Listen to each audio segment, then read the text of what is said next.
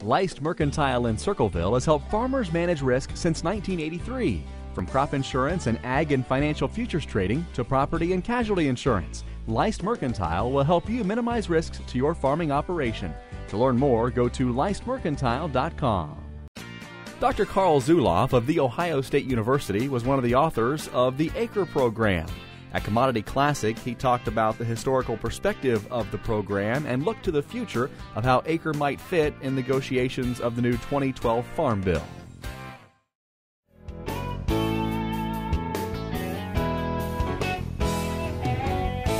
If we get serious about looking for money, this will not be about do they love you, it is who has the money. Okay, and you have to understand that if we get into budget cuts. It's not do they love you, it's where's the money and who can give it up. Okay, and if you look at the farm budget right now, it's really the place where the money is in direct payments and in the farmer subsidy for crop insurance. Okay, Chris mentioned the bottom one. That's a really important thing in my mind to keep in mind. The way that I summarize this is that the budget will be an issue even if the budget deficit is not. And what I mean by that is we have these programs that have no baseline, that have powerful constituencies that would like to see them continued. Who's going to have the money to keep them up? And if the budget deficit becomes an issue, this will only exacerbate the problem of finding money. So I think the budget will be an issue. If you go back, for those of you who can remember, the last time budget deficits were big issues was in the late 1980s. Remember, we talked about them for 3 to 5 years before we finally did something about them. This is probably year 2 of our discussion. So we may be a few years away from doing something about it, but we have no doubt, I have no doubt, given the history of the U.S., that we will address the budget deficit eventually unless we are growing out of it by the economy.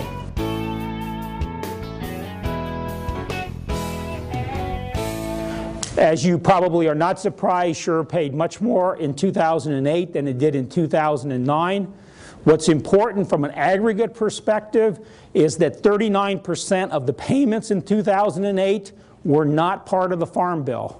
They were part of the stimulus package. So you need to really think about the level of SURE payments by where did the money come from, okay? This is an important point. Not arguing good or bad, indifferent, but just know the facts, okay? And then this is the breakout of the top 10 states, the share of the SURE payments that went to those states. So North Dakota was the largest state receiving SURE payments, and it has received 15% of the payments. The top 3 states account for about 40% of the total payments. The top 10 states account for about 75% of the total payments. Okay? So that's the SURE program. This is the ACRE program. We've had ACRE payments for 1 year at this point, which is 2009. Okay? There were a total of a little under a half of, and this isn't complete either, but it's getting pretty close to complete, about $500 million of payments. Okay?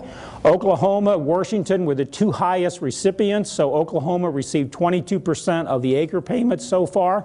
These are the top 10 states. This is a little bit different look. This is the number. I didn't know how to do this, and I finally hit up on this, and I think this is a reasonable one. The number of states receiving a payment for a crop. Okay, and just counting the number of states. Wheat was the leader at 39, barley was 36, oats was 35. Those were clearly the most payments were made to producers of those commodities. Corn was 21. There were not a lot of major states that got corn payments, Illinois being the one exception, but there were a lot of the smaller states that got payments in the corn program, okay? And down to rice, which got none.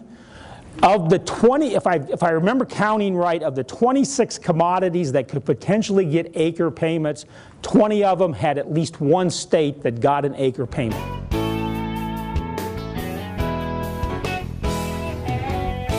What I think would help the program in terms of its public perception is if we simply imposed a loss condition on direct payments.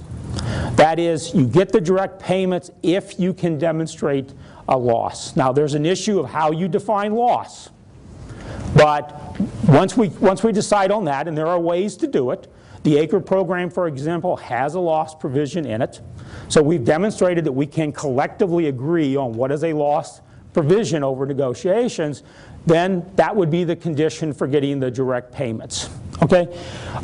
In my experience, this would really improve the fairness issue to non-farm audiences. It would really speak to a lot of the editorials in the Eastern newspapers, for example, the Washington Post, the New York Times.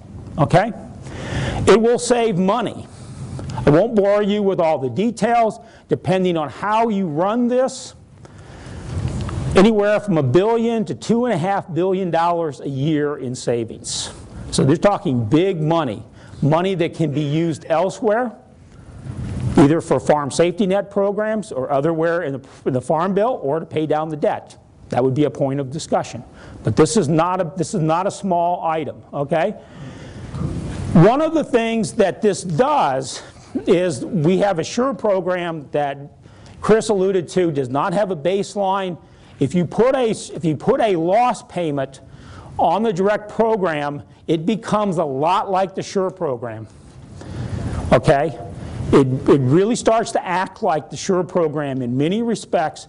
And all I got to point to is, for those of you who don't know the technical calculations of the SURE program, they only count 15% of the direct payment in determining the SURE program. I've done some counterfactual analysis using Illinois and Kansas data, so it is restricted. If you were to go to 100% of direct payments, you would eliminate about half of the SURE payments. So those SURE payments are really tied to that fact that, for reasons that I can't come up with a good rationale other than budget cost, why we count only 15% of direct payments in determining SURE payments when we count 100% of all other farm program payments. So it's not, that's the catch, is why 15% versus 100% of everything else. If you pulled that 100% of direct payments in, you would drastically cut the SURE payments. This has been a presentation of the Ohio AgNet. For more videos and agricultural news headlines, log on to ohioagnet.com.